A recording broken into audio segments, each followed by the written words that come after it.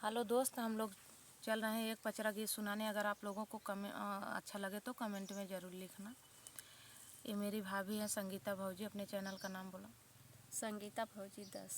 इनको आप लोग सपोर्ट ज़्यादा से ज़्यादा कीजिए, क्योंकि इसलिए हमारा सपोर्ट बहुत कर रही हैं। मेरे साथ कोई गाने वाला नहीं था, ये भाभी मेरी साथ दे रही हैं। आप लोग मेरे चैनल पर जाकर सर्च मार कर देखिए, नीमा यादव 6101। ये भाभी मिलेंगी।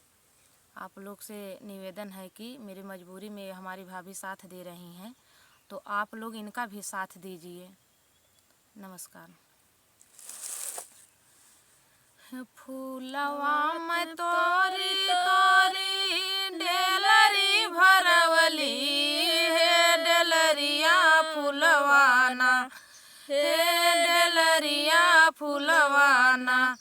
भवरा दिहले जुठारी हो डेलरिया फूलवाना, भवरा दिहले जुठारी हो डेलरिया फूलवाना।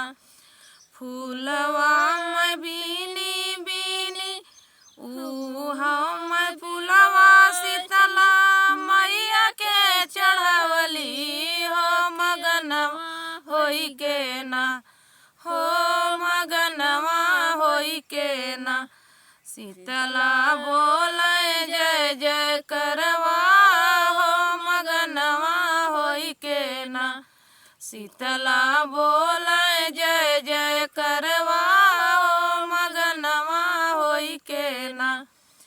फूलवा में तोरी तोरी डेलरी भरवली हो डेलरिया फूलवाना।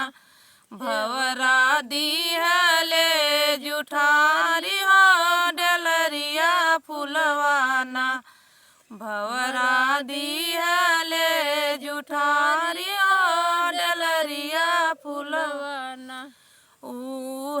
मैं फूलवा काली मैया के चढ़वली हो मगनवा होई के ना।